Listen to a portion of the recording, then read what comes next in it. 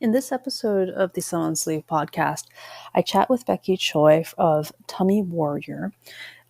We started talking about business and what her challenges were and some of the advice that she would give to anyone who was starting their businesses now.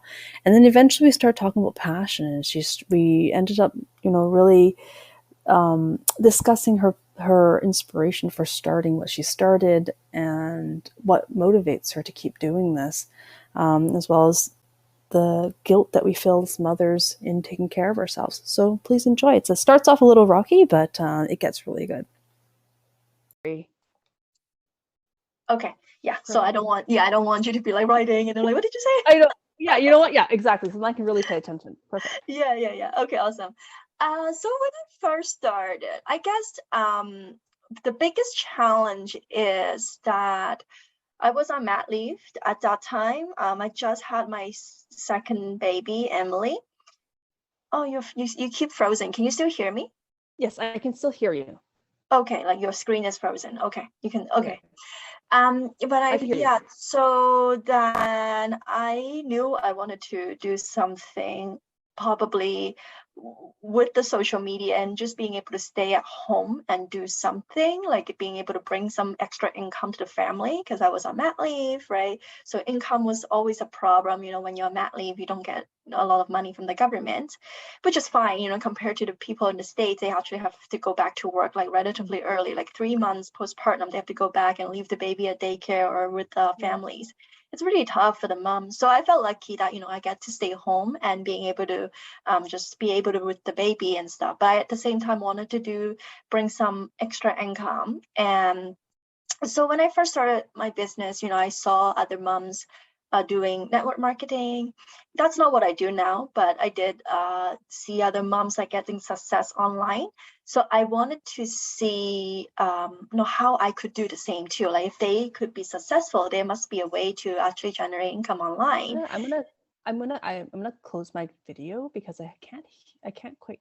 Yeah, but you can still hear me, right? Oh, okay, sure. Yeah. Yeah, so I can't, I have to, like, I guess the main challenge is like in the beginning, you just don't know what you really need to do. And like, you just kind of have to figure out everything by yourself. And knowing that you have the faith and believe that this is going to work for you because you don't know that it's going to work. But you see other people's success and you have faith and believe that this is going to be you too if you do the steps that they tell you to do, like the social media people that I follow. If you follow what they say you should do, then it should work. And I guess like as you with any internet marketing or social media marketing, one of the biggest thing, what people always talk about, like your followings, right? Looking at your social media's following, like how many people do you have people follow you? Like I only had like, I don't know, 100 people in the beginning. It was embarrassing. But like people, like the people I follow, they're like, don't worry, everybody started like that in the beginning. And just for me, it's like, just like, how do I get over my mindsets of like, have thick face, like just knowing that, okay, whatever I put out there on whatever contents that I put out there, people will listen. Even if it's 100 people or 200 people, they will listen.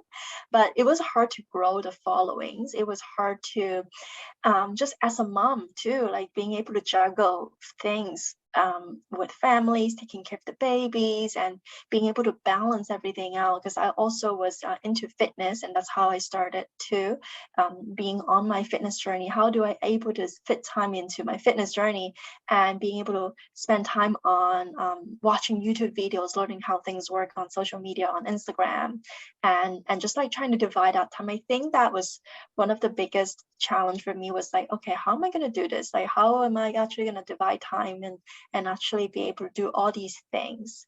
And then like actually how to make this work, grow my social media following, and what kind of content should I be posting? Like, so these were all new for me. So like just trying to figure out things out was it was a little challenging. Yeah. Do you have any follow-up questions on that? Yeah, no, I totally resonate with just finding time to figure it all out while having kids. Yeah. And I mean, I can see that this is a huge passion of yours, which is amazing. And you found like a following for yourself. So like, given like all your success and everything that you've done, like what would be like the top couple of pieces of advice for really anyone who's starting their business now? And if you have like specific advice for like Asian women as well, or if you're, I mean, Mm. yeah, or just general advice would be awesome. Yeah, I think that mindset is something gonna be very important for you to your success, like how you think about what your vision and your destination, like what do you really want. And you Mm-hmm. don't want it to just like aim for something so small, because if you want to aim something, if you're aiming for something so small, it's gonna just, you're gonna take the same effort to reach something small and something big. You Oh. might as well reach for something, have a vision that is a lot bigger, but it's not so far out of reach that you don't think it's even possible on this earth, right? It's something so far enough that's going to stretch you, but not something, let's say, like, oh, I wanted to bring in extra $2,000 income, right? Maybe instead of 2,000, let's say, how about 5,000? How about 10,000 to start, right? That is probably a big goal. I know a lot of entrepreneurs, they wanted to have like a $10,000 month every month, right? And okay, you know, can we start like a 5K or 10K instead of like the 1 2K? Like, you wanted to have that bigger vision, so that it's always in your mind, and you are going to, it will pull you with more motivation to go along, instead of like, oh, $2,000, maybe I'll just get a part-time job, right? Like, why do I have to work so hard on this entrepreneurship? And I think that also you have to have passion in what you do. If you don't have passion in the things that you teach, or in the things that you create, or like if you are putting out YouTube content and stuff like that, if you don't have the passion in the things you do, you're just trying to make money as your only goal, then it's going to be very difficult for you to sustain. You have to find something that is you really love, and you really think that this is going to be impactful for many people, that is going to change their lives, or that is going to like provide really good quality of values for them in their lives. um, yeah, if you follow your heart and have big vision, and knowing and believe that right now all the dots are like all over the places, but it will straighten it out as you walk through these trenches, as you go up and down, you will connect these dots in the future when you look back. Right now it might be, for those who are listening, might be like messy, and like, the dots are like all over the places. So yeah, just have faith and believe that this is going to work out for you. Do lots of mindset work, whether it is books, personal development books. Use Audible. I listen to a lot of Audibles, or podcast. Find somebody that you love, and listen to their podcast and YouTube videos, watching stuff. Those are all free things that you can do anytime, and you can, especially for listening, you can do it anywhere, even when you go out for a walk, even when you're showering and doing dishes. Like, those are great things for you to like have a healthier mindset, so then it actually can keep you going. And I guess for Asian women, I don't think that it's too so much on me, as like, I think there's like always that stereotype from parents that, oh, you need to find a job, like, you need to Yeah. find a real job, Yeah. right? And my parent never said anything to me, like, they were always very supportive anyways, but they didn't really know what I was doing anyways at that time. I never told them the full picture or story what I was doing, until I got a little bit of success. um, and but I would say that, for those Asian parents, like, what, you need to find a proper job. I would say that, really go all in. Like, you wanted to really burn the boats and go all in, because if they see you going all in, then you are passionate in what you do and what you teach, and you kind of explain to your parents that, this is something I love, this is something I know that this is going to impact people.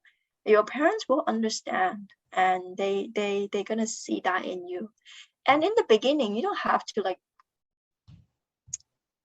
I maybe I wouldn't say burn the boat, but like, maybe if income is something that is huge for you and you need to bring some income because you need to make ends meet, then maybe you can get a part-time job while you're working on your business. I actually did that for a while. I went back to work after my mat leave ends, but then I know I had this burning passion in me that I still wanted to grow my business, but my business wasn't growing at that time. It was like 2 years in, and it was not growing, and I was so frustrated. But I still had this big belief that this is gonna work, and but I had to still have to have like a backup plan. So I went back to work while I work on my side business.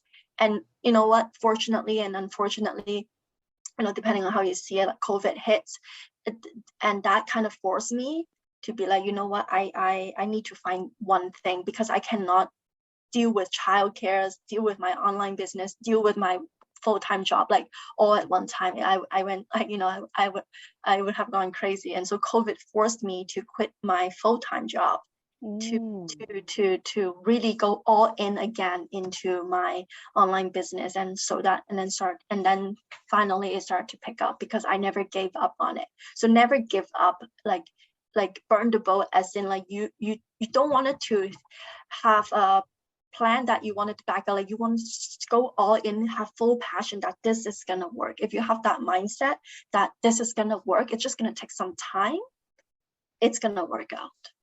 Oh my, that's amazing. Yeah. They're inspirational the way you're speaking about it. I can really sense your passion. Thank you. Just like and just watching the things that you've posted, like it's just so raw and vulnerable with like the way you've dealt with your body image and the way you're helping moms with their diastasis recti. I'm not diastasis recti. Diastasis recti. So it's amazing. Like, and you're helping so many women out there with their core issues and their health in general. So Thank you. Be really proud of yourself, and I'm sure your parents are really like proud of you too. Yes, they are. I was on a few TV stations a while ago, and they like my little fans, like holding on the camera, like filming me on the TV. So that was really cute. And then they finally, and then they took the video and then they sent it to my aunts and uncle, and then back home everybody knows. So that was kind of it's cute. So yeah, it's for those who worry that parents might not be supportive, they will. If they love you, they will. Yeah, no, that's amazing. You know what, like what you've shared, I think I'm actually going to make it into a podcast episode, if that's okay with you. Yeah. Like, yeah, because sure. I've got a podcast and I'd love to, like, if I wrote all this down, I think it wouldn't really capture your full story, and that's the way you've spoken. It just yeah, so like that's why when you ask me, like, can you tell me, I don't even know how to go, like, because I just kind of say it when I hear what you ask me. I just say it, like, it would be hard for me to like put it into like couple paragraphs or sentences. I'd love, this would be an amazing podcast episode, like the way you've spoken and your tone of voice, like you just have so much passion, especially when you're talking about like COVID and how it basically forced you to make a decision to commit to this because it is your passion. No, I like thank you so much. It's amazing. It's very inspiring. No problem, Katherine. Really nice to connect with you. Yeah. So I don't want to take your business, but yeah, if you have any question, feel free to ask me. I mean, I definitely it's very inspirational. And like, what are you currently working on right now? Like, is there like your focus of your business? Right now I am focusing on doing some ads. Yeah, I dipped my toes into ads a month ago, so I'm trying to test out how they are doing and performing, how to tweak it to attract some quality leads to my program. Because right now I have a team of 6 to help me. So like VAs, and we do phone closing. So clients or people who wants to join my program, they go on a phone call, and so I have 2 closers or 2 sales coach to help me close those calls, and then I have a coach to help me to coach clients for my program, and then like and then I do coaching with my clients. But mainly it's just that's always the leads Now, how can we get more leads? How can we get more eyeballs? How can we spread the message to more people so they know that there's somebody who can actually help them, right? I truly believe that a lot of people are just like waiting and praying for solutions, but they don't know that I exist, right? So I think, my mission is really to help to spread the word around the world. I actually help clients in over 22 different countries. Wow, And amazing. yeah, and I'm actually very proud of that, because even in like more poor country, like in Africa, India, and Southeast Asia, right? They were able to find my work and being able to, and join my program, and have their life transformed. So I'm really happy to I'm even more happy to help them, because I know that for them it's even harder to find resources and even find doctor and even find physiotherapists to help them, because for some reason it's just not talked enough, or like that, or women's health is not really a thing, right? They don't take care of the women's health as much as maybe in North America. Though, I mean, for us, I think we still have a lot of work to work on. But just having my message and being able to just be seen by so many people, and by people around the world, really, yeah, I'm very humble, and I feel great about being able to help them. Yeah. So what would be like, if like for anyone who's listening to this podcast, like what would be, who is struggling with their health and with their, they are postpartum, what would be like the number one piece of advice you would give to them? I say don't feeling guilty. Don't feel guilty that you spend time on yourself, that you take care of yourself, that you want to work out and want to have alone time. And I feel like a lot of the moms after becoming a mom is like all their attention, 100% of the attention they have to spend on the baby, they have to spend on the family, they have to make sure the baby is fed and baby's happy and blah blah blah blah.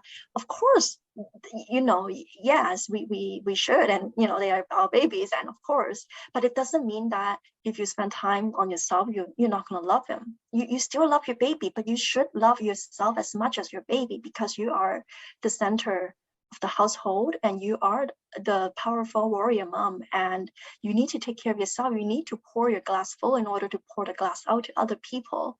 It's just like an airplane. On the airplane, you have to put your mask on before you put it onto your baby, because if you don't put the mask on yourself, you're going to die before you can help your baby. So you need to take care of yourself, and mom should not be feeling guilty. And I feel like it happens a lot. It's like, oh, I don't have time, right? A lot of the mom would say, I don't have time, I don't have time, I don't have time. Maybe yes, for some people it is really, really tight, and I get it. I'm a mom of two, and I have absolutely no help, because my parents weren't here and my in-laws don't live close by. So I take care of both of them myself while I was building my business, and while at some point I went back to work full time. It was difficult, but I say that, don't feel bad about, like, even like sometimes, like, even having a thought that, like, oh, I just wanted to take a hot shower because I haven't taken a shower for a long time. And people say they feel bad because, oh, my baby's gonna cry, what am I gonna do?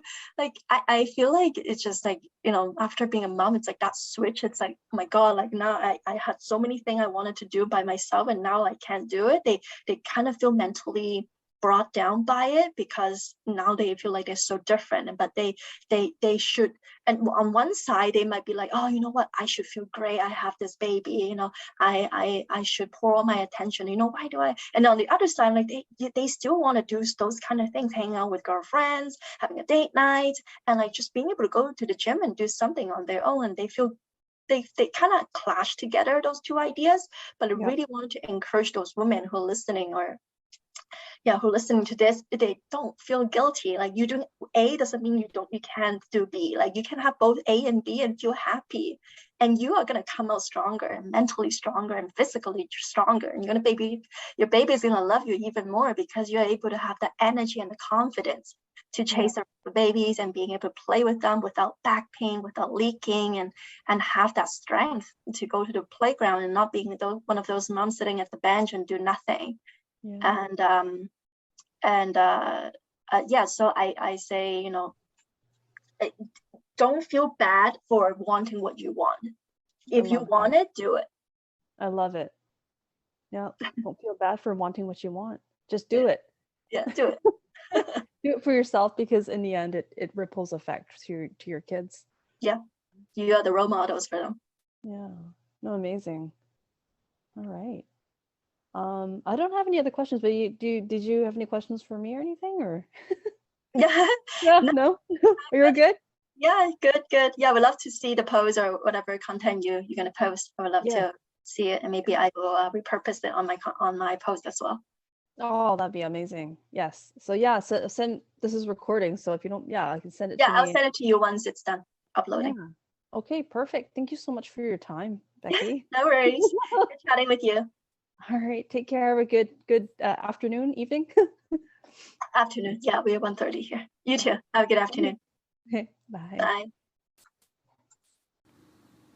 Hey guys, it's Katherine here. Thank you so much for listening to my podcast. If you loved this or you resonated with this and found value in my content, please hit the subscribe button. And thank you so much from the bottom of my heart.